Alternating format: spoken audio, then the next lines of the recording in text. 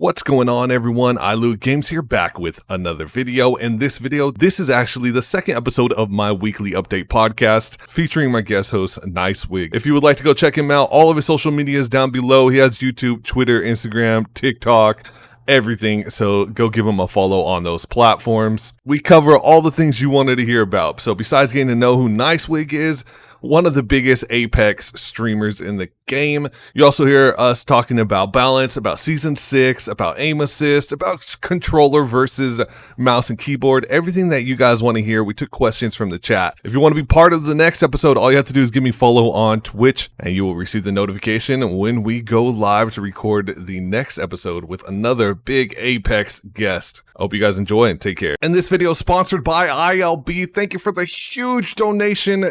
Big shout out to you, dude. All right, the first thing I want to get into, for those who do not know who NiceWig is, please tell us about yourself, what you do. Just give us the bio that I'm sure you've given 1,000 times.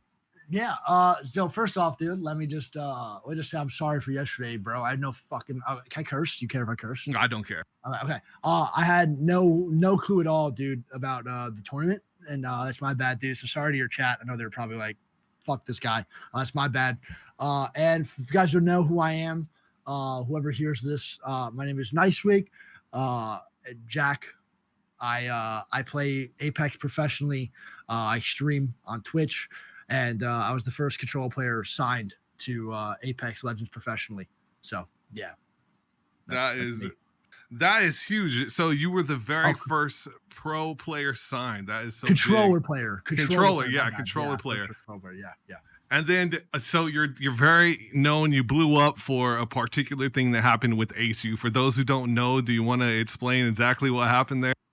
Yeah, so it was with Dizzy, actually. All right, sorry, so Dizzy, sorry. Yeah, no, you're good. So Dizzy, we were playing. So a lot of people don't know the full story. They just like, a lot of people actually don't know, if I'm being honest, that a lot of people don't know that I first started out by getting hosted by Dizzy. So I quit my job like a month before that happened. And I quit my job with like literally like, I think it was $2,000 in my bank account. And I paid for 2 months rent. And I called my mom, my dad, and my dad doesn't care what I do, like as long as I'm paying rent and I'm okay. My mom is like way more into like what day by day stuff I'm doing. So obviously I couldn't tell my mom, I couldn't tell my dad exactly what was happening. So I told my mom, and I was like, I'm quitting work and I'm gonna try to full-time stream. She didn't really know what it was, but she was all about it. And she was so supportive. So I paid 2 months rent. I had $200 left over, and I saved the $200 for food and groceries. So I was eating like canned beans for a long time while I was streaming, which was really stupid, but it's really funny. I had no money because I didn't want to ask my parents for money because it was my decision to quit. So after I quit, I went full-time streaming. I was streaming dual streams a day. I was streaming like 9 to 1, and then I'd get off, work out for 3 hours, and come back from like 6 to 1 a.m.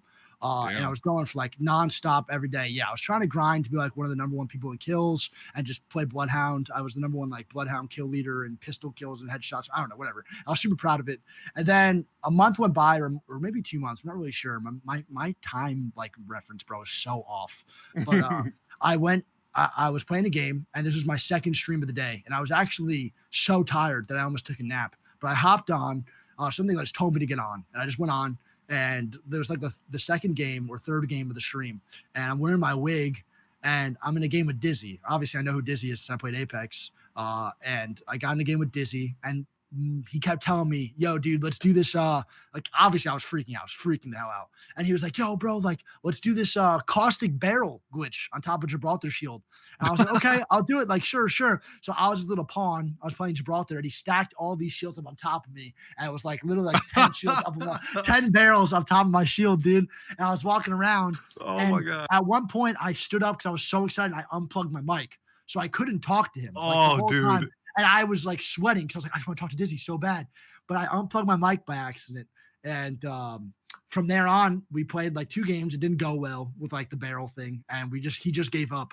And then I guess his chat liked me, and they spammed, like play with him again. So he invited me to a Discord call. I joined a server. Wow. Yeah. And pretty crazy. And he let me play 5 games with him because he had to get off. And I out damaged and out killed him one of the games. And he was like, wait, what? You play controller? And his whole chat just freaked out that I was on controller. And then he hosted me, and then from then on, bro, like the support was kind of like nuts, if I'm being honest. And I'm just super thankful for him. So yeah, that's how I started. Like a lot of people don't know that. No, and I mean it's such an epic video because if I remember correctly, you're crying. You're just so moved by him hosting you and rating you and playing with you, and really that video itself, your reaction is really what I think made it. I don't think it was just the fact that he hosted you, but the fact that you had such an amazing, genuine reaction and you were obviously a good player. That's all you needed. You just needed that for people to see your personality and your skill set, because there's a lot of people who are streaming right now who have amazing skill sets, but if you don't have the personality to back it up, if you're not a genuine person like everyone knows you are, then it might not take you to where you expect it to take you. Thanks, man. That means a lot. Yeah, I mean, like that reaction was pretty. A lot of people, like, I think this was my first wave of like, I guess, like indirect hate I got. Like, I've never had like been in the limelight before, right, or like anything. So, like, when that video came out, everyone thought I was just like, well, not everyone, but a lot of people were thinking I was faking it. But honestly, like that was like genuinely like my reaction. Like that's Yeah. literally, all I wanted to do was stream, and like that's all I could think about. Like those months that I quit my job, and I was just so overwhelmed, bro, because you know what, like you could take a host and then nothing could come from it, right? Hmm. But to take a host and like flip it into something that like that was like now my career, it was just so overwhelming that I had that opportunity, and like it did work out for me. So yeah, pretty crazy shit, dude. Yeah, and you're known for wearing your emotions on your sleeve. Would you say that's like very true about you? Oh yeah, Yeah. 100%. I wear my emotions on my sleeve. I'm a really bad liar. So like if anyone like asks me the truth, like it's so obvious to know when I'm lying, or like when I'm like butthurt about something. Hmm. So I try to keep my emotions on my sleeve as much as possible, just because I feel like putting on a mask for 9 hours a day, like hiding Yeah. yourself from like your community is not healthy. Like it's already hard to stream enough, right? But like Right. streaming 9 hours a day, not being you, I can only imagine what that feels like. And yeah, I always wear my emotions on my sleeve. My family, my friends, I tell it how it is, and that's still how I feel now too. Yeah, and I think that another thing that I like about you too is that you've been very vocal when it comes to the aim assist argument. You're willing to go out there and say, "Hey, let's look at this fair and let's look and be honest about what we're talking about here," instead of just. And this is the problem that I see a lot in the community is I see a lot of, oh, well, controller players suck for this reason. Oh, well, PC players suck for this reason. And it's just all it is defending whatever it is that you use, instead of people trying to come to an understanding Yeah. of and move on from there, because in the end we all should play together. We look at other games, they're all playing together, and it's great for the ecosystem for the game, and that's what we need, I think. But what is your opinion about what crossplay is going to bring, the problems, the issues, and where you think that's headed? Yeah, so I guess I grew up playing Call of Duty, so like honest to God, I had no idea until like 3 years ago or 4 years ago that people even played FPS games on computer. I had no idea that was a thing. Swear to God, I thought people only played League of Legends on mouse and keyboard. I really Hmm. had no idea. I would say I try to keep it as like unbiased as possible with the controller and mouse and keyboard argument, because both are pretty understandable, right? Like Hmm. I think it's really, really whack when a controller player is like, well, look, we have all these disadvantages, which is true, but like, and I don't think that's the whack part. The whack part is like you just get better, like get shit on, like get better. Like why, if we're so bad, why don't you beat us then? Like, you know what I mean? I think like stop crying, just get better. I think it's a really Right. bad argument when a controller player says that to a mouse and keyboard player. I think that's super unfair, because like if a control player, this is the whack part too, is the control player is like, yeah, bro, like we don't really, aim assist doesn't really do that much. 100% it does. Like it 100% helps us in close range gunfights. You feel it. I mean, it might not aim for us, obviously, or else that'd be illegal, like in like a professional scene, but it does help us. That's the whole point of Hmm. assisted aim.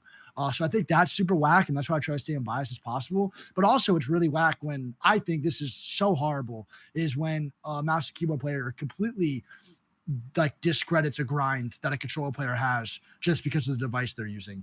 Like if everyone was so good with controller, then there would be no skill gap inside of the console community or inside the controller player community, you know? So I think there's both sides, and I think I've always been good at understanding and putting myself in other people's shoes. So that's why I took that step to take that month and try to get Predator mouse and keyboard to really understand. That was my initial thing, and then I had a great time with it, so I kind of rode with it for a little bit longer, you know?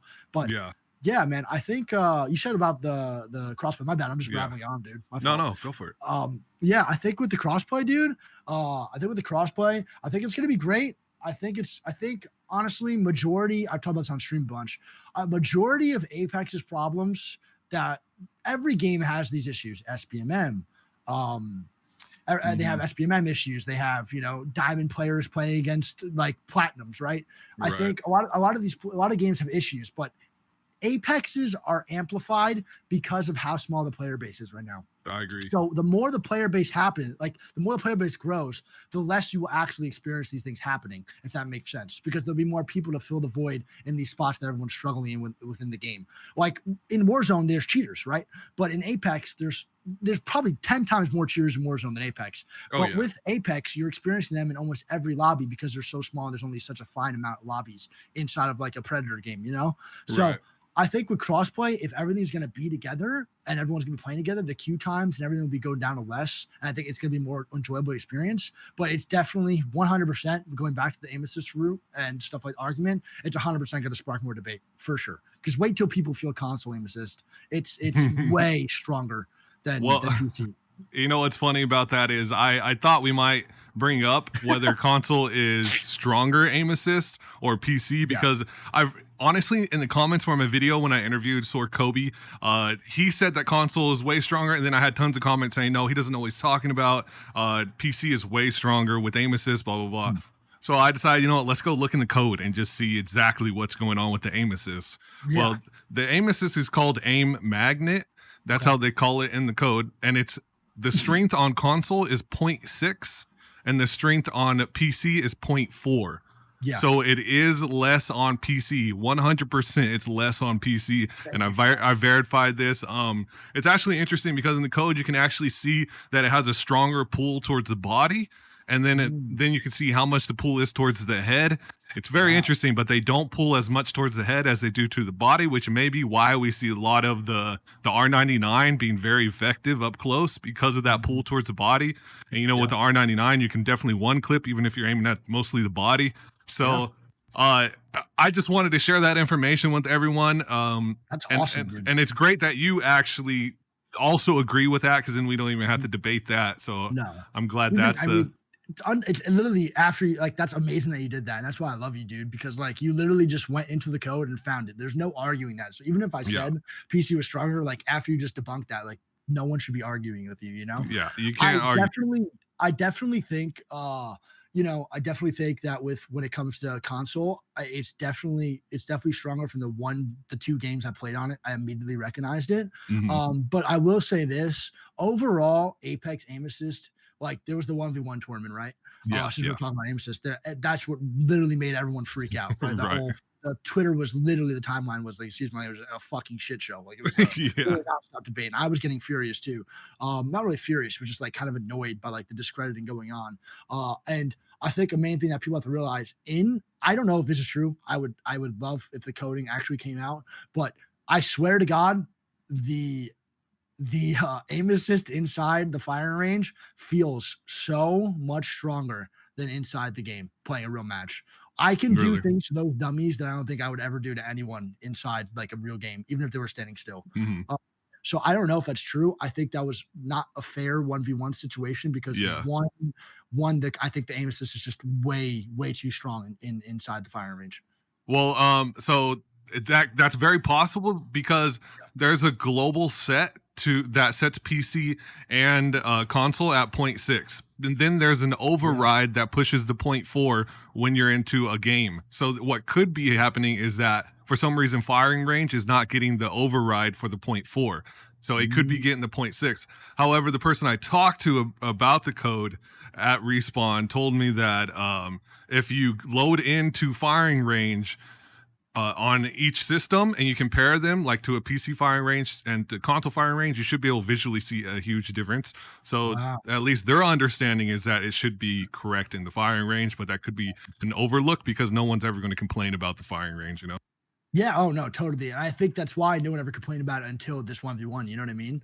And like, I, I think you made a good point too. I think it was you, at least someone pointed this out also, is that that was set up for controller players to dominate. It's where yeah. they have the advantage. Exactly, and I know that's a point that we can make as control players, but I totally understand the opposite side of mouse and keyboard. It's like, why do you even have that advantage in the first place? And you can't be mad at Yeah. them for saying that. You know what I mean? Like, Right. why is it inevitable you win that anyway? Like, you shouldn't be Hmm. able to do that anyway.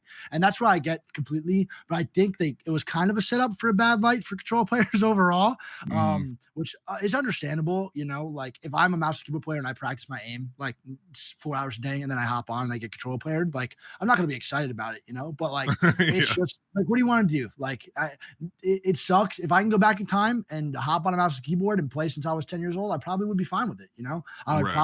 I'd probably be all good playing mouse and keyboard, but I didn't have that time that you did. So like I Right. played different games than you. I grew up differently. So you're just gonna discredit all my work as like a kid and playing. You know, it's not really fair. You know. No, So I 100% agree, and yeah. I wish that aim assist was balanced to the point where it wouldn't have to be part of the conversation.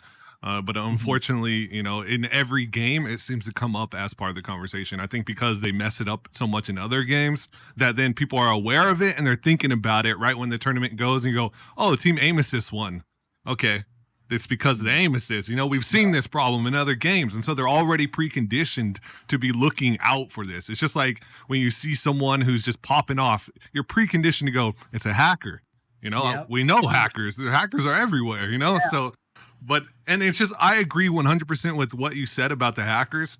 I don't think Apex has a lot of hackers, but I No. do agree with you that if you're in a grind for ranked and you're past diamond or diamond and up, plat and up, you're going to run into the same players over and over Uh-huh. because the player base is so small. So if there's one hacker, you're going to see that hacker all the time. It's going to feel like there's a ton of hackers. And then you're also going to have all the big Apex predators who have big Twitters going out there and they're going to be saying, look, Oh, there's hackers, man. Do something about these freaking hackers, even though it's just one guy, you know? just one or two guys running lampant on lobbies. And I think that's why, like, I think what really hurts me the most, man, is like I definitely have my fair share of critiquing on Twitter, right? But Hmm. there's a difference between critiquing and then being like, this game's dog shit, like fix your game, you know? Because Yeah. like if it's one or two hackers, they're definitely doing a pretty good job overall, right? I just think that the player base is small, and that and Hmm. right now it is, right? Especially towards the end of seasons, man, where shit is dry. People don't play. Like right now, I'm gonna be honest, like I don't even want to touch Apex right now for a little bit, Yeah. right? So that's gonna only amplify the amount of cheaters in that lobby. The amount it looks like there's cheaters in that lobby because now Predator games there's like two games going the whole night. You know, we're versing the same kids over and over again. And then what do you think about speaking of the dry content, what do you think about what if you know we see the teasers that are on the map right now? What if we do not get a new map and we just get changes to Kings Canyon for the next season? So I saw your tweet today, Mhm. and like I think a lot of the replies are fair. Like I was looking at some of the replies and they're like, "Well, I don't expect much anyway." Blah blah. Right? Mhm. I think that's like understandable, but at the same time, I think with this new Vancouver facility, like they're going to be able to step up their content a lot. You know, like a lot of Yeah. workload gone. It's a lot more people now working on Apex. I think if we didn't get a new map, I would be okay. I would just really hope for some really big changes inside of World's Edge. Mhm. I personally wish they just chalked and threw out Kings Canyon. By far, to me, Ditto. it's not even fun anymore. Like I run into Kings Canyon and I'm like, I don't even want to play. There's like 6 squads, first circle. It just doesn't feel like a real Yeah, game it's anymore. so You know what I true. mean? It's so true. Yeah. Like there's just people have gotten too good. Like Yeah. they can That's move from exactly what point I of was. interest. Yeah, exactly. They can move from point to interest to point of interest in literally 3 seconds. Yep. So third parties can happen 10 times more on Kings Canyon than they can in World's Edge. So I'm really hoping that there is a new map. If that Olympus thing is true, I have no idea. I just fuck around on stream and make it seem like I do. I have Mhm. no clue. I'm hoping that there is a new map. I don't think we're entitled to one because making maps is really hard and a ton of work. So I don't think we're entitled to a new map, but I would definitely not be against them putting in a new map, Olympus, whatever it's going to be, and then kicking out Kings Canyon. I'd be super excited. But either way, I'm fine. And then how do you, well, speaking of Kings Canyon, how do you feel when you have to play Kings Canyon in these professional tournaments that are for tons of money, and then you're having to deal with these issues that every streamer is pointing out during this tournament? I don't know if that, I'm guessing this is mostly, it's not on the devs of Respawn. And I think a lot of the blame gets directed towards these guys, man. It's kind of sad. It's on EA. Like that competitive stuff is mostly on EA. It's, they get to make the rules. They set it up. It's EA, GLL, all those guys working together, ALGS working together to make it the tournament it is, right? Or like the professional atmosphere they want. And I think it's super shitty. Like it's like the COD World League. Like right now they're not doing too hot. Like no one's really listening to them, like their voices, the professionals. No one really wants to play the game like that, the way they're playing it, or like in the game in general. And they can't wait to get out of it. And I feel like that's where we're at with Kings Canyon right now. Is if I had to ask the pro community, I would honestly take a fat guess is around like 75 to 80% would say no, they don't want to play Kings Canyon. Honestly. Right. So right. I personally don't want to. I hate it. I think it was way worse when teams were running crypto rev, but now with like teams going back to normal stuff, I guess it's not as bad, but I would still like to vote it out for sure, man. Yeah, and we saw TSM actually revert back to that in the last tournament. I was watching them, and they, I believe they ended up winning that, right? Was it 2 days ago that they ran the meta again? Yeah. Do you know? So it's interesting because we saw when they were running that, and then they were struggling about a week or two ago, and they switched. Like game 3, they switched, and they're done with that. And now it looks like they went back to it, and they're doing it really good with it. So it's definitely interesting to see the meta change. And so I think that's always a big one. What do you think about the meta? Do you think it's good right now? Does it need to be modified? What do you think? Dude, I like meta changes, despite whatever. So do I, man. I like meta changes, but what I don't like is when a character goes from like not so good to really, really broken, and like like to the point where it's just not fair to play against them. It's kind of like the League of Legends effect. Whenever Riot makes like a new league, legend in league, the legend is just absolutely broken, and it's like 3 weeks until they do anything, right? But the thing with Respawn is they're not Riot. When they make a legend or buff them, if they're broken, it's a long time before they're fixed, you know? Yeah. And I think even Gibraltar's still just disgustingly broken right now. I really? think Octane's underwhelming. Yeah, I think Gibraltar is just literally the god of Apex, dude. Like the fast res is nuts. The bubble is actually insane. And I think with Rev, it's just he's just so broken. Like Rev, there's no way in a professional environment that you should be giving the top players in the world an extra life just to ape someone. Like that is not impressive. It is not fun for anyone in the game. Is it fun for viewers? Probably, because majority of the viewers don't know what competitive Apex is, and they just want to watch the content creators go and drop 25 bombs on people who just downloaded the game. You know, like that's the hard truth, right? Like people love when I drop a 25 bomb on someone with 5k damage. They're like, oh my god, you're so good. And in my mind, I'm like, I just ran train on kids that probably will never play Apex again. So I just ran train on Tim Tam and Jim who just downloaded from Fortnite and trying to give the game a chance, right? So like I think it's Rev is not fair.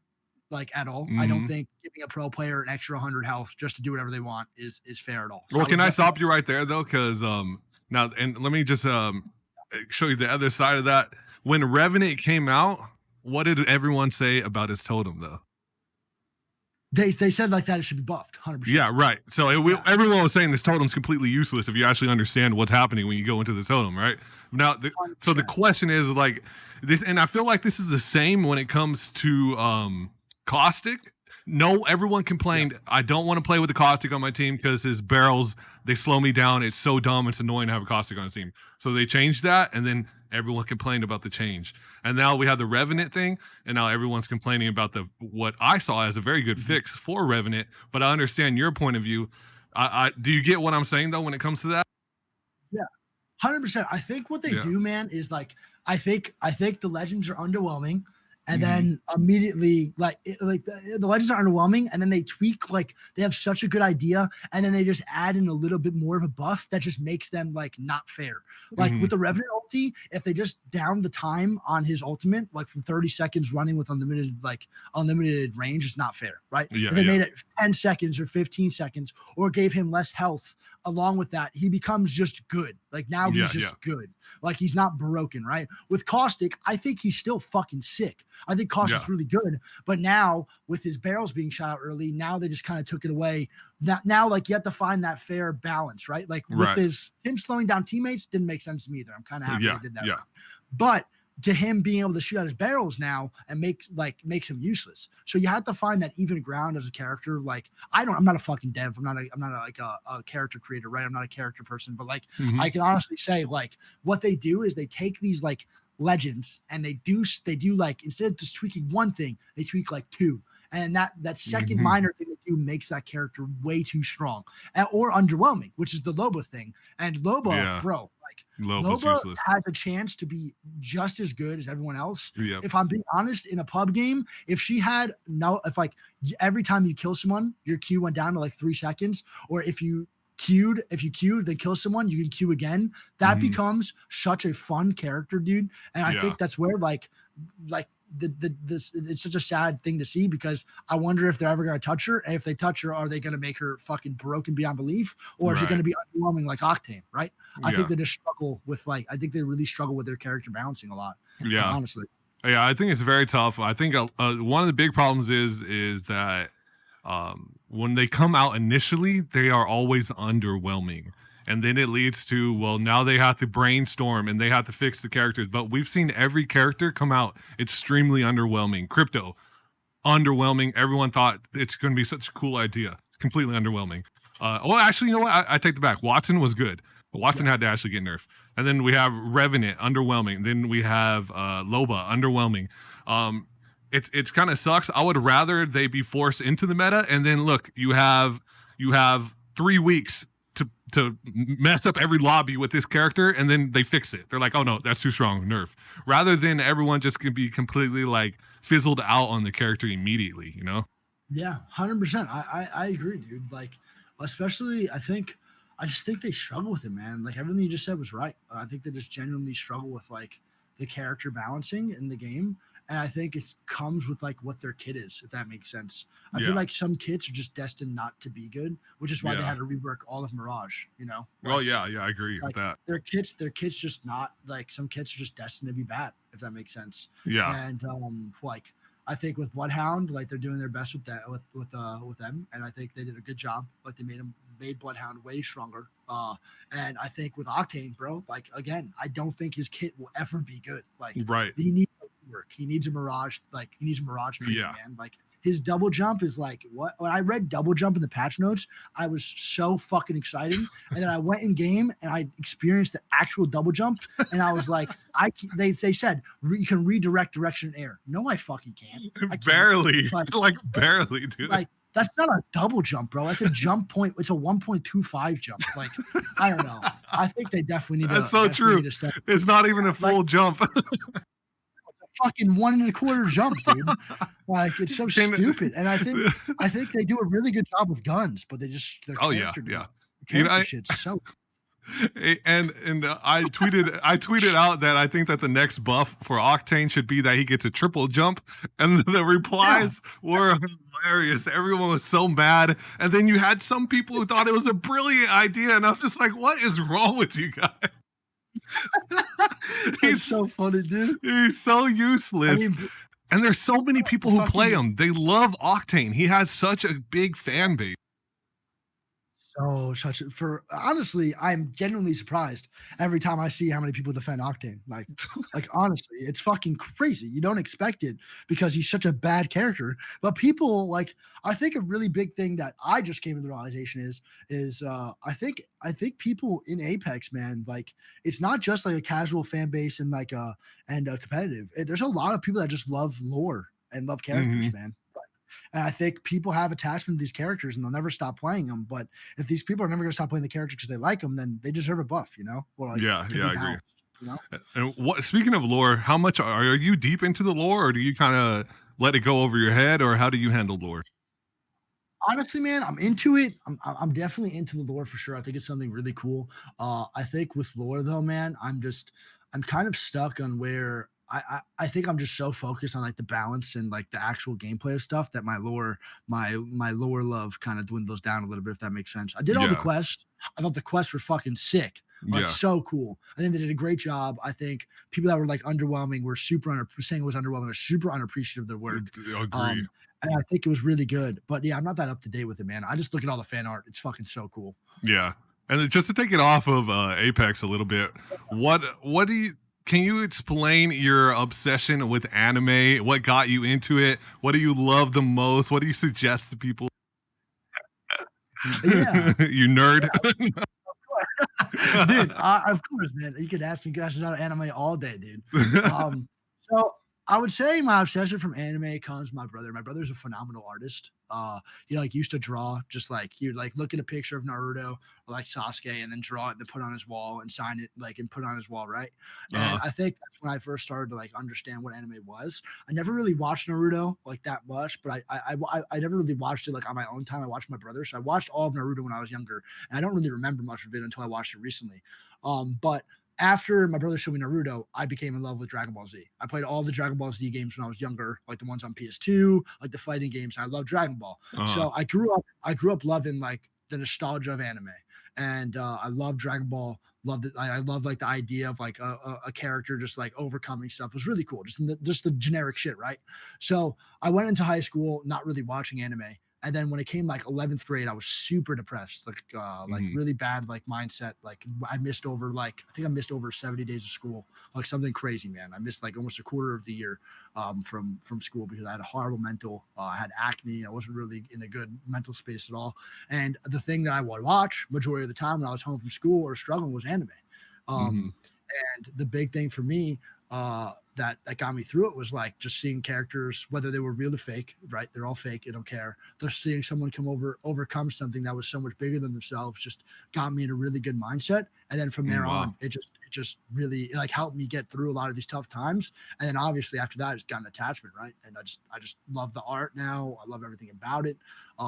Like I'm not one of those guys that are like, oh, anime titties. Like I don't really care about like Right. the female aspect of it, like the sexualizing. I actually genuinely like some days, like if there's an anime that's like an episode that's really makes me uncomfortable, like I try to like push through it. But like I just genuinely love like the stories of characters and seeing like the background of people because that's what I went to school for. I was a psychologist. So, I love that. And I just love seeing like the creativity in these fights, man. So and like the background's awesome. That's awesome. I just had someone ask me if you can have a quirk, what would it be? If I could have a quirk, would it be? I would I don't say even if know I what had that is. one. Just a FYI. Um, I would say if I had to pick a quirk, I don't really know, man. I don't know what I would be into anime. I would like to think that I'd be a pretty cool guy that people liked. But if I had to pick like one power, dude, I would say my main power would just be like some type of healing. I think healing or like healing someone would be so sick, like being super useful to those in need. And also I think like something like I don't know if you guys watch My Hero Academia, but like All Might, like the All One for All, just superhuman overall would be really cool too. That's awesome. That's awesome. And maybe Well, like upgrade and loot in Apex, something pretty sick. My luck is like incredible.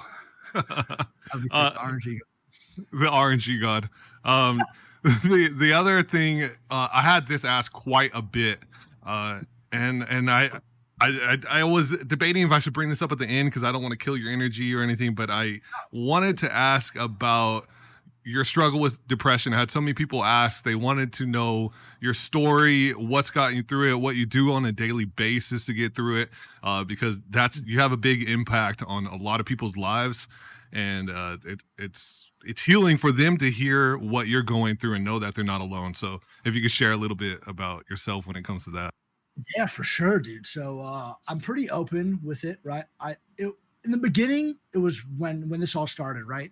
Everyone knew me as like the super positive dude. Like they still do, right? They're like, oh, Wig, like just such a good guy, always smiling and stuff, right? So when I first started like struggling again with it, because I've been fighting it for a long time, like the depression, anxiety, and it only came back recently, mostly because I think of the quarantine is not helping my mental at all, right?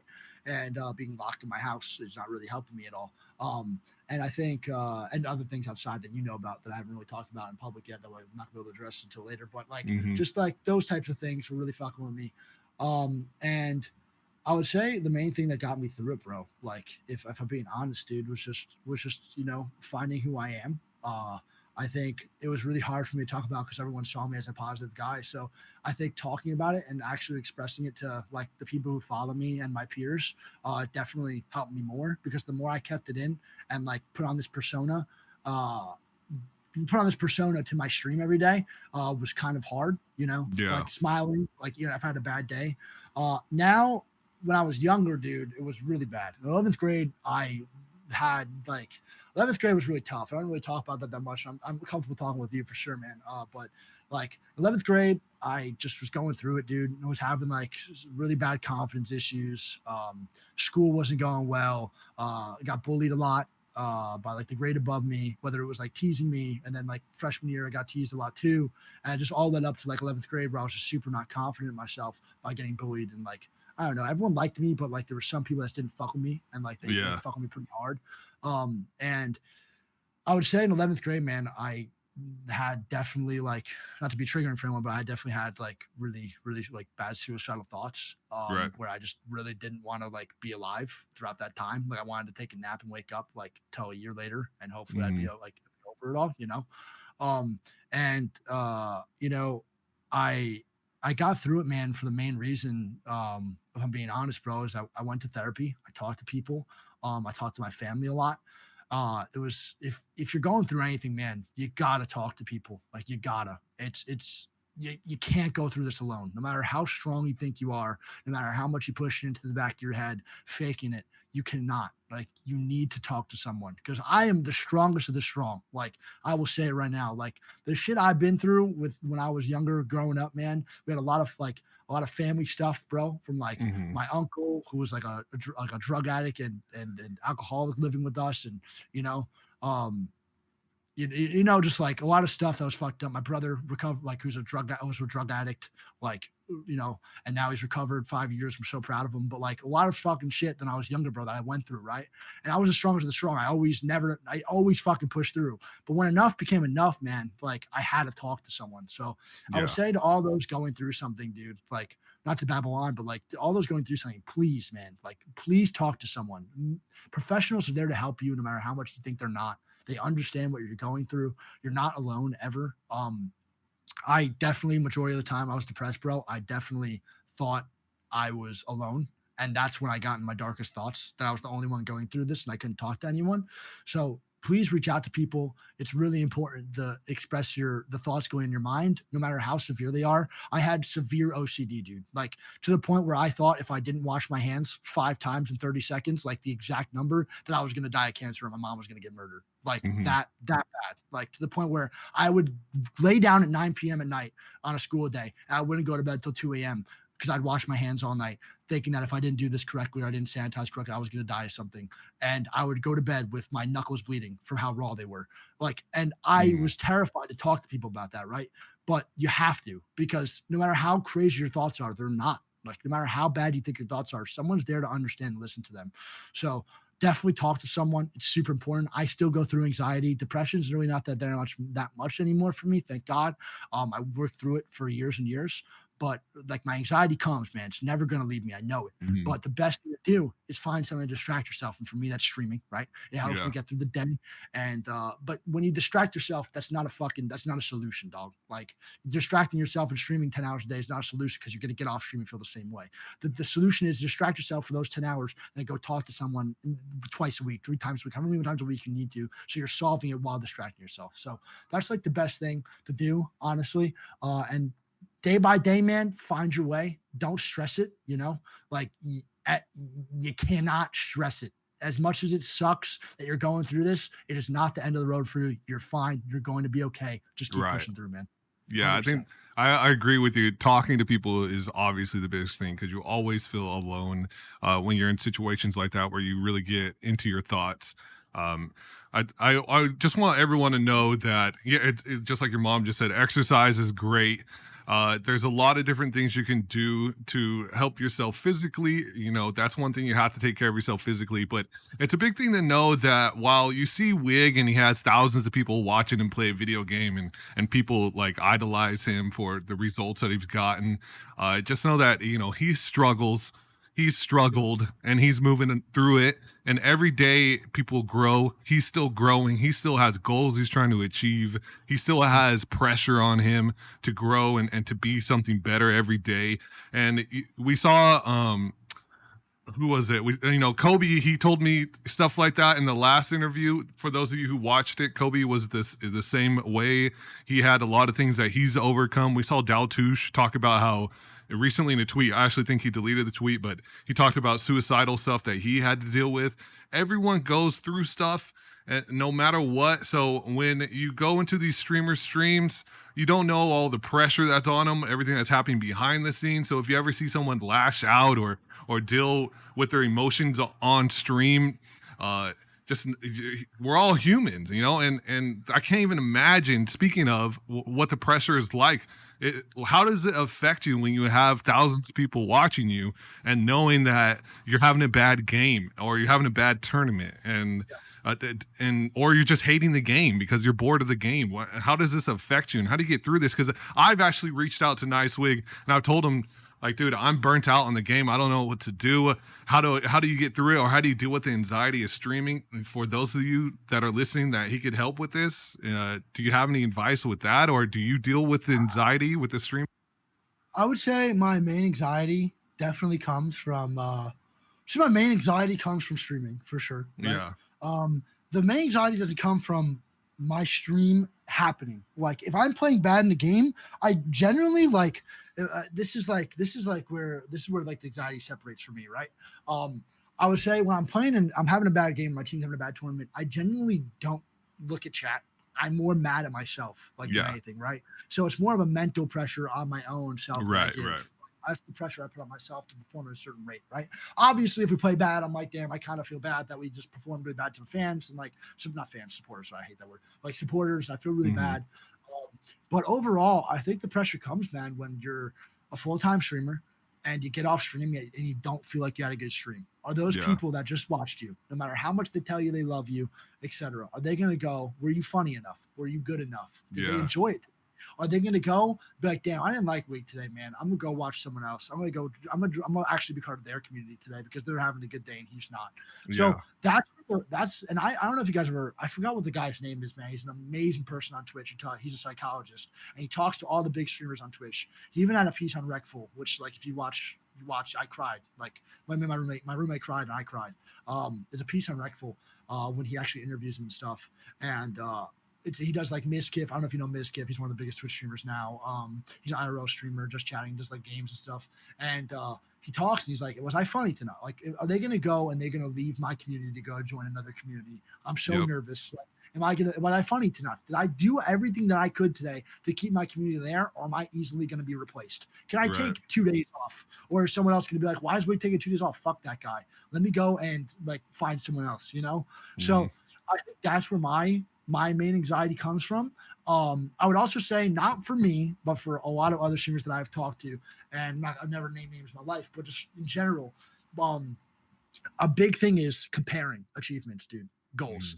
If you are coming up in this work, whether you're like anyone listening to this right now, whether you're going for a job that's outside of gaming, you're going for a job for like a fire department, like whatever it is, especially if you're going to be a job that's you're self-made, right? With streaming and a content creator. You cannot compare your achievements to others.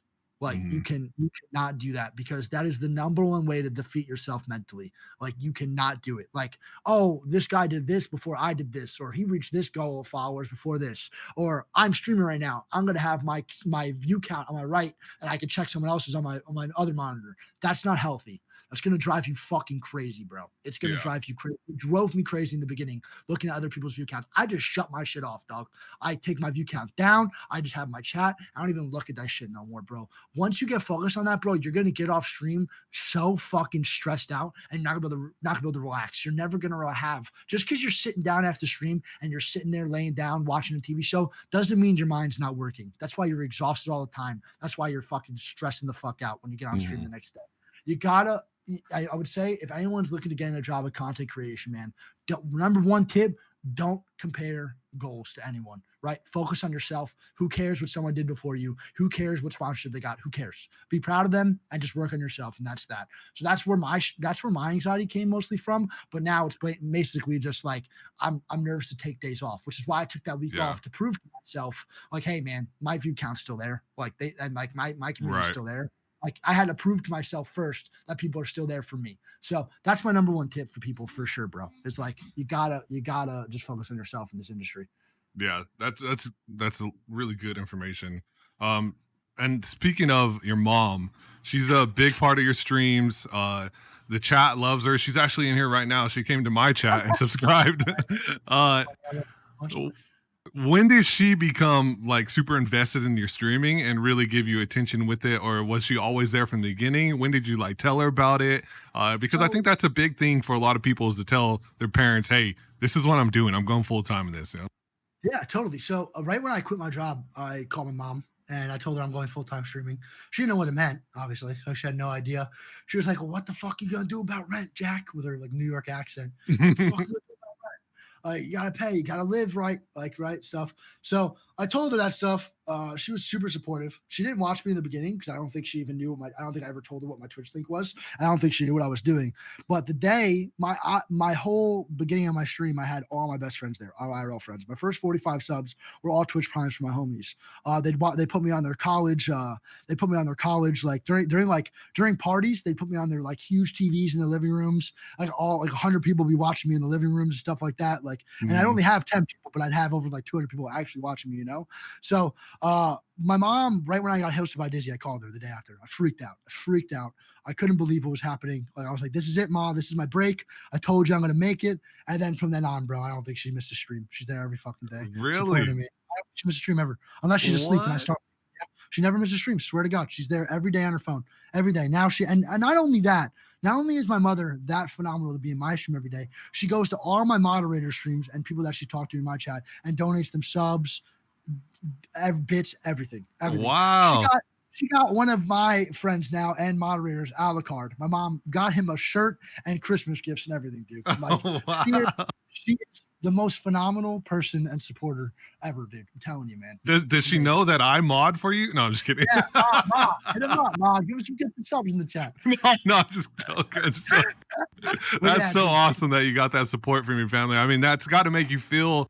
That's got to make you feel like a lot more accepted when you're around your family and they understand and you can share your story about what you're doing and you're going through. 100%. My dad didn't really. Oh, my bad. Do you, bro? Do you could? No, go ahead. Tell us about your dad. My dad doesn't really get it, but when I told him I was making money, he was like, "Oh, good job. I'm proud of you." Right? That was the first time. He didn't really care. But now, like, my dad never openly admits, right? Like, I love you, Jack. Like, I'm proud of you, right? But he's a phenomenal dad. He always supported me through everything.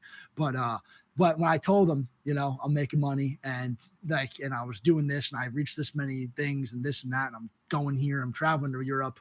He started asking me like, so if my friend, like, it's just like his subtle brag he wants to do. He's like, so if my friends at work ask me, what do you do? What do I tell them? You know? And I'm like, oh my God, so he's just going to brag, right? So I knew that's what he was doing, right? My brothers play video games his whole life, played World of Warcraft like 24/7. He's a genius. He just loves that game, like plays fucking all these Sudoku games and shit, right? My cousins are huge Smash players. They travel all over for Smash tournaments. They love it. So my younger cousins and my brother knew exactly what I was doing. Like exactly. But it was mostly my aunts and uncles that had no fucking idea what was happening. So my mom was always supportive, but my dad had to understand fully that like this is a career. It's not just me playing video games, you know? Because I used to stay up at 5 a.m. playing fucking Black Ops 2 search and destroy lobbies, and my dad would be like, "Go the fuck to sleep. What are you doing, you like asshole?" And I'd be like, "I'm just playing. I'm having fun." And now it's more of like I'm having fun, but like also I'm doing this for a career, you know? So yeah. I'm super supportive of my family, man. Super supportive. That's awesome. I guess like one just to wrap it up, one of the last things I want to ask you is about the transferring to keyboard and mouse. And can you also explain people the difference of playing on PC compared to console? Like, Hmm. I think a lot of people are just like stuck on the console train and not really understanding what the difference is of the game when you're on PC and you have the better frame rate and everything.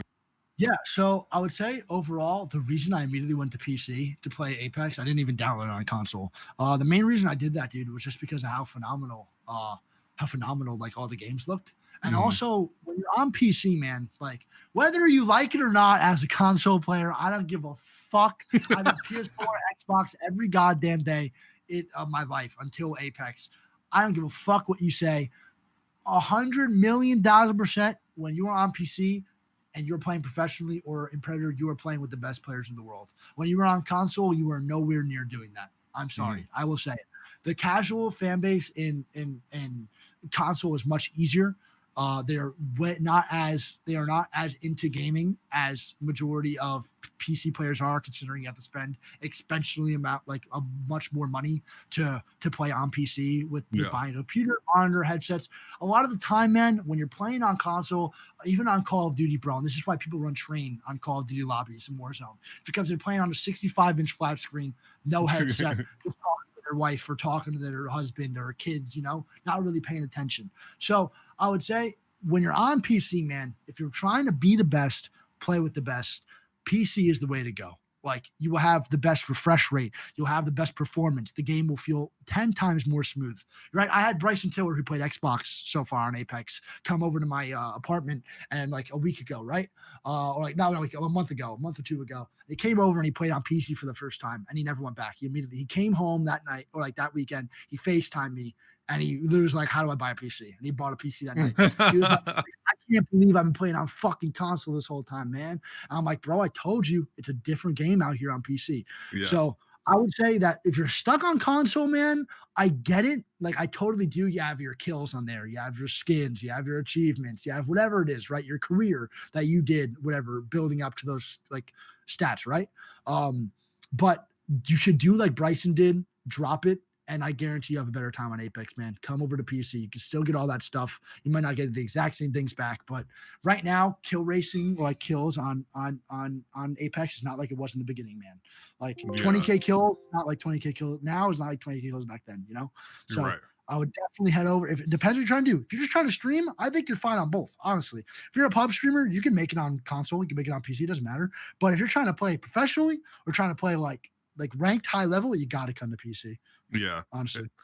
I 100% agree. One of the other things I would say is that in the end, just remember that it's more about the input, where it's more about controller versus mouse and keyboard, the input types. Yep. A console is still a computer. It's just a pre-packaged computer for you that's only going to get you 60 frames per second. While you can buy I can show you what the PS 10 looks like. It's the computer I'm playing on right now with my 2080 Super. You know, 100%. that's all it 100%. is. It's just Yeah. it is just a better the ability to upgrade faster with computers is what will make the gaming so much better on computers. It is much more expensive though, like you said, and sometimes it's not an option for people, and I completely understand that. But it should Totally, not bro. be a console versus PC thing.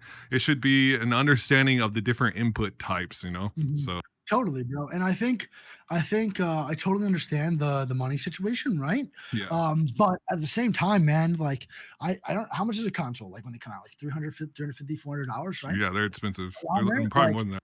if you waited, whether it's 6 months or like 7 months, save up check by check or whatever you have to do, it's totally understandable. It's worth it. IMO, 100%, not even a question. I would Yeah. wait. I'd rather wait 8 months or a year to buy a full blown supercomputer than buy a fucking console early, bro. For sure, Oh 100%. yeah, and then all the like just think of it right now. You can get a 2080 Super, which is Yeah, top of the line for like $700, and that will ride you out for many years. For 5 years down the line, you're going to be able to get 250 FPS on Apex, and you're never going to have to look back and throw away your old console, your old computer, and upgrade. It's just Exactly. It's unfortunate that this is even an argument that it comes down to, but I hope people start to realize that these are all just different computers that we're playing on. And But honestly, I think a big thing is you have to realize when you're buying a console, you're literally buying an already outdated computer. Like you're pretty yeah, much buying an outdated computer already. Like the exactly. next year, like there's already PCs that are 10 times more advanced than that console you're playing on. So like what you're kind of just spending your money on a shittier PC. Yeah, you're buying a crap computer. Can you imagine paying for a computer that got you 60 FPS? People have On been Facebook think you're Marketplace. insane. Yeah, You're exactly. like, what's wrong with you? Did you just really buy a computer that got 60 FPS? 100%. That's why, like, I honestly think, man, I know money's not just fucking growing on trees, bro, especially during these times. But if you could save for a year, man, and get a good computer, not even a super one, it's worth it. 100%. Yeah. Yeah. And then okay, so I have a couple questions coming in from chat right now that I want to go over real quick. Why do you think that there's not a lot of pro females? Actually, there's probably none pro females when it comes to Apex Legends that are consistently in the tournaments. I know there's very good pro players that are females, but There's no, like, I would say there's no pro female players that are signed. But yeah, if I honestly, I think that girl, just a couple of yeah, examples, like girl, M-Chem, I think she's super underrated. Lulu Lovely, obviously Lulu, everyone knows Lulu. yeah, Annie, like Animal, Complexity Animal. I think they're all could compete on the team, like 100%. I really do. Like, and I think it's not much of a. I think it's just them wanting to be content more than anything, right? Annie won Twitch Rivals. She plays all the time in tournaments, and she does well. She makes it to finals. Like she's super, super, super good. And I think the thing that pisses me the fuck off more than anything, bro, is when you head over to like Lulu's chat, or you head over one of these chats that's like that when they have like a high view count, and it's a lot of fucking people that just don't think they're that good, and they're just a fucking girl playing the game. Lulu has shit on me multiple times. Like Annie has shit on me multiple times. They're fucking nuts. yeah. Like they are way better than you if you're making fun of them. I can tell you that already. So I would say the main thing is, man, like I think that these people, these girls, I don't go like if they're a fuck girl, guy, I don't care. As long as you're good, you're good. And honestly, these people that are respected, like Annie's respected, like girls respected. Everyone knows they're good, you know. And I'm happy for that. At least in the pro community, they're respected. We can't control everyone in the community because they're assholes. Some guys are just assholes, right? But like the pros all know.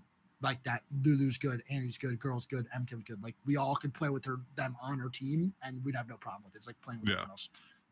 It would be cool to see, though, I think, an all-girls team, just to bring more attention to girl gamers. I would love to see that in the future, though, or just even a big org signing them and then having them play out on their roster consistently. You know, I think that would be huge for people.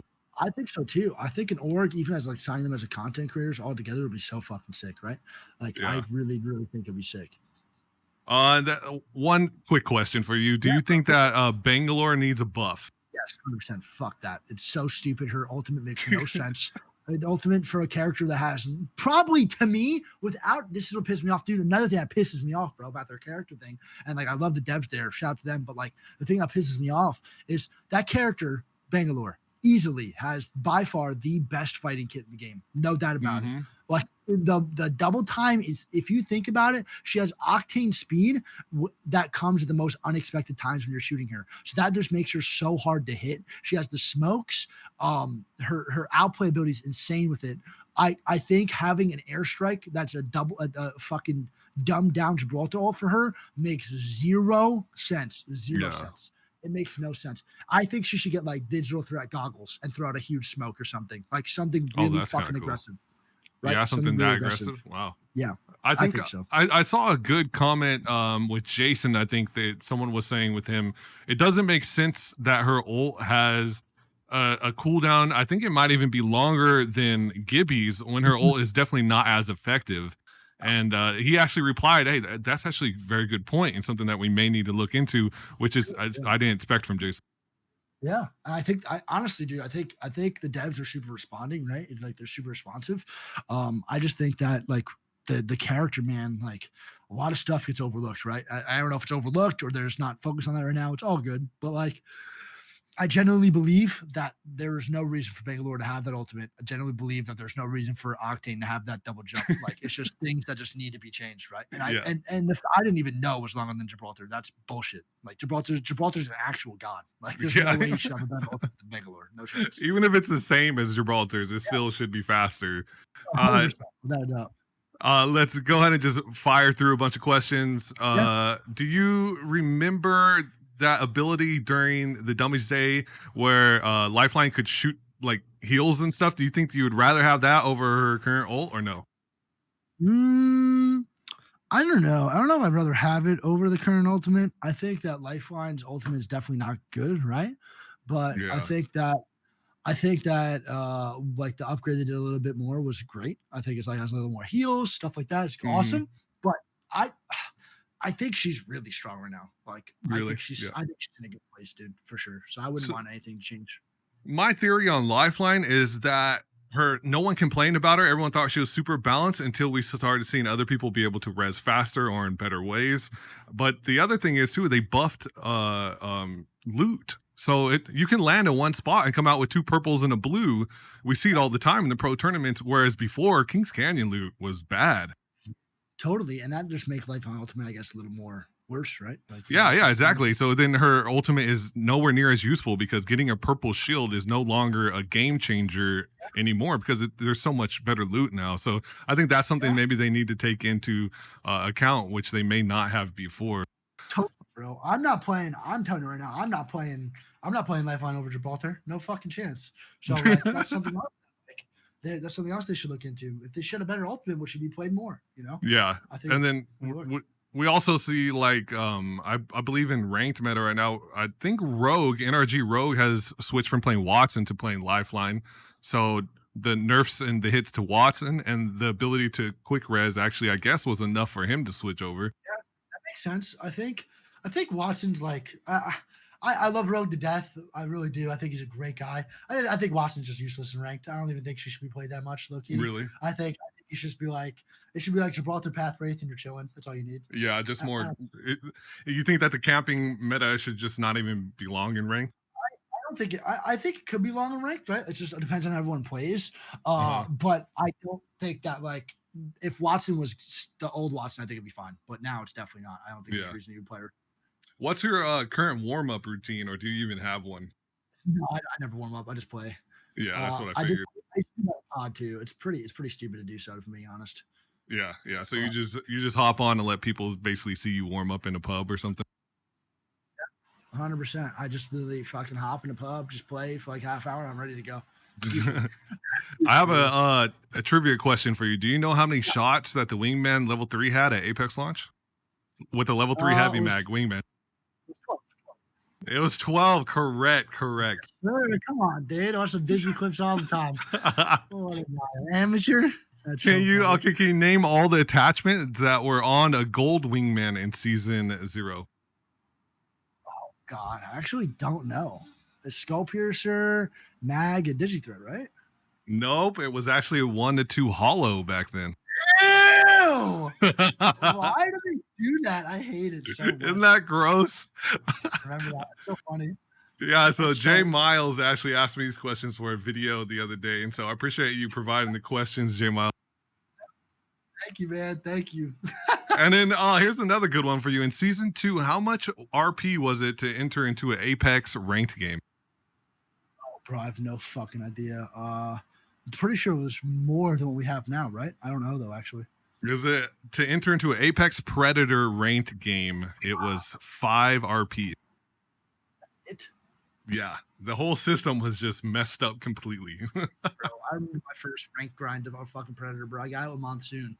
I literally remember me and Noko were struggling. And I remember Noko thought he got Predator, the game that I did. And he was like, "Peek me on Predator, bitch!" And then he got headshot with a Kraber, and we lost the game because of that. Because he was joking around, and then he came out and he was 2 points off Diamond, or 2 points off Predator. So it was so funny. Oh God, that's hilarious. So it's a running meme in my chat saying, "Peek me, bitch, I'm Predator." You know what? And the other thing I wanted to ask you as the last question, actually, and then we're going to go ahead and close it out, is what did you think about when you converted to mouse and you actually were able to get Apex Predator. Was it hard, or what would you say the experience is? Do you suggest it to people or no? I would say that if you're really burnt out from Apex, man, taking a break and switching devices is great. That month was by far the most refreshing month I had in Apex in a really long time. Plus, mouse and keyboard Apex is so fucking fun, dude. It is so fun. It is so smooth. It's insane. It literally feels like you're like butter, dude. It's just like the most smooth thing you'll ever play in your life. I recommend it for people maybe that are not like that don't think they're at a really, really, really high level of Apex on controller, right? If you're like doubting yourself and like you're like gold and like your heart's like gold on controller, it might be worth the switch because you never know what your skill cap could be on a mouse and keyboard, you know. For me, I got Predator. I definitely understand that I didn't get Predator by myself, right? I got it with two other good players like Reese and Serial, but also at the same time, it wasn't like I was doing really bad. I was averaging like still actually almost the same amount of average damage I got on controller. Were my plays as good? Probably not. But like I would say that I think I was a better player on mouse and keyboard during certain fights. But on control, I'm overall a better player for sure. Yeah. And actually I had speaking of Jay Miles, which he wants to know why you don't follow him on Twitter, but you don't have to answer that. Bro. What I think he was actually talking about moving over to controller. Do you think that is a good move to freshen up the game? And I mean, I'll be honest, I think a lot of it has to do with the AimAssist argument is the reason why that he wants to switch over, and he is actually ex-Predator. If you're a mouse and keyboard player who is a Predator or this is like what's been annoying me the most, I guess I should say. Like, it's like, I love Hal to death. I love Hal and TSM Hal. I love him. Yeah. I think it is such a dumb decision when you are the top 0.002% in Apex on mouse and keyboard to give that up and just go to controller because of aim assist. He's already better than 99.9% of control players anyway. Right. So why would you even do that? Like, it doesn't make sense to me. You're most likely, bro, I'm going to be honest, you're not going to get better. Like, I don't think you're ever going to be better than what your raw skill was in mouse and keyboard. If you're like a platinum player, man, like gold, I say fuck it. Why not? It doesn't hurt, right? But like, I don't think it's worth it when you're a Predator or Diamond 2 and above. There's just, to me, there's no reason for it.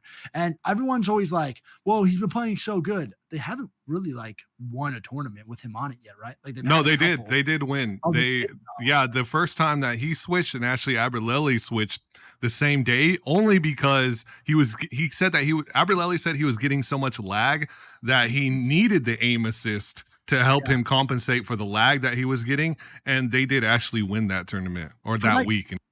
For that, bro, I see, but I get that, but at the same time, dude, you're 5 back-to-back world champions. Or champions on mouse and keyboard, all of you. Why would you switch from that? I think personally, it's more than just them wanting aims. I think they're bored. I think they just want to do it. Honestly, I really do. Yeah. I really do. And to the person who said, I guess I'm in trash, I'm still in gold. I'm not saying you're trash. I'm just saying that it might be worth investing in something that you could advance more farther than gold. Like, if you think you could be a better control player, why not? Right. But like, if you're fucking Predator, mouse and keyboard, why the fuck? I would not want to go back to controller. Like, I wouldn't do it. I wouldn't switch, like, unless I'm just bored. And that's why I did it. I wasn't doing it to be a better player. I was doing it just because I was bored. Yeah. And I think you proved a point. I think it's good that you did it and you were able to show people that it's possible that in a short amount of time you're able to get Apex Predator. And like you said, you're playing with a good team. You already have the game sense. You understand where to position yourself, when to enter fights, all that stuff. But with Hal, I think it's probably a lot of the same thing. He has controller player background. Yep. So he knows what he's doing. And then maybe a bit of it is that he's trying to make a point and trying to push out that on purpose to make the argument, like, look at these controllers, look how good my aim is on controller. If you know what I'm saying, if anything, to kind of bring attention to aim assist to hopefully stir an argument up, maybe. Yeah, I don't know if he's doing that deliberately, but like, it's gonna happen, right? I just don't think, like, it's not like Lou or him has never had controller background. And that's why I had a little bit of an argument with Lou on Twitter, because it's not like Lou was making it seem like on Twitter that he literally just hopped on controller and was Predator. Like, yeah, I saw his tweets when he's saying that. That's like a spit in a lot of people. Like, Lou would never mean harm, right? Like, would never mean that. But it was like a low key, like, accidental spit in my face and other control players' faces by being like, I hopped on controller and I was good. That's pretty much telling people that your control players just hop on and they're good. There's like nothing to it, right? Right. So I don't think that's fair. But if you have controller background, your muscle memory is still there, man. Like that shit just doesn't just fucking disappear into thin air, dog. Like you're gonna, if you have 10 years on how plays claw, bro, no one just hops on controller and plays claw. Like that's an advanced technique on controller. Like no one does that. So like muscle memory is a thing. They have to realize that. And I think people just being like, control player is so easy. Look at how. Bro, he has experience, man. Yeah. Not everyone just hops on controllers. Good, dog. Come on now. And I'm not saying that he's trying to stir things up. I think if anything, he's just trying to bring attention to it to start a conversation.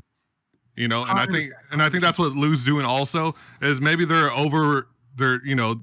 adding a little bit on top of it, obviously, because that's what we all do. And they're just saying like, holy crap, look at this thing's aiming for me. And they add on top of it, but it's just like with Zeus, you know, you add a little bit on top of it, but it does create a conversation that needs to be had, especially before crossplay comes. So I think it's a good thing. I think what you do is a great thing. NiceWig, my community loves you. All of Apex community loves you. I've never heard anyone say a damn negative thing about you. Mama Wig, if you're in here, everyone wants you to know that you did an amazing job with this guy. And the future is so bright for NiceWig. If there's any last things you want to say, I just want you to know that personally, thank you so much for coming on. Of course. You are like one of the coolest guys in this community, and I'm so happy to see you climb the ranks and become one of the top Apex streamers. So if there's anything else you want to add, we'll go ahead and wrap it up here. No, just want to say thank you, dude. I love you a lot, man, for real. I love you guys chat too, man. Thanks for accepting me into the community for today, bro. I had a lot of fun. Like, for real, I enjoyed this a lot. I love talking, obviously. I don't shut the fuck up. So thank you guys for listening to me bad boy on. And thanks for making this part of my community too, dude. I love you, bud, for real. All right, man. That if you are part of his community, he's gonna go play some Apex. No, sorry, not Apex. He's gonna go play some Halo right now. Halo. He's doing the throwback. So if you want to go watch him play Halo, he'll be at twitch.tv/NiceWig. And if you want to check out any of his social media, if you're watching on YouTube right now, this will be up in the morning. All of his social media is down below. So I'll make sure to actually point that out before the video starts, so that everyone knows to go check you. Follow Loot and everything, man, please. Oh, I appreciate that. I appreciate that. So once again, thank you so much, NiceWig. I will hit you up after your stream, and after I'm done finished, I'm going to get some games in right now with Apex. So all right, dude, have some fun, man. And my bad, bro. I should have fucking raided you because people are typing in my chat. It's totally my fault. I forgot that people don't realize. So I'll raid you next time. I love you, man. All right, man. You have a good one. Thank you, bro. I love you, bro. Peace. Peace.